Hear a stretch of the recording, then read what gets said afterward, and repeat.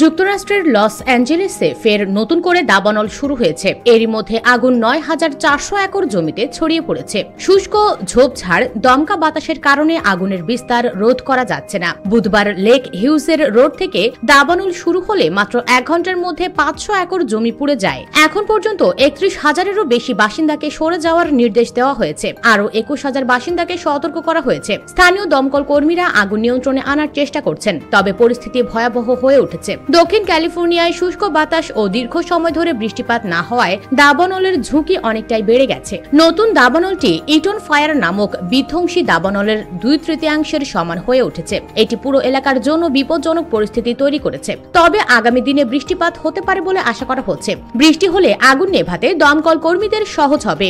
খবর CBC. US Bengal desk.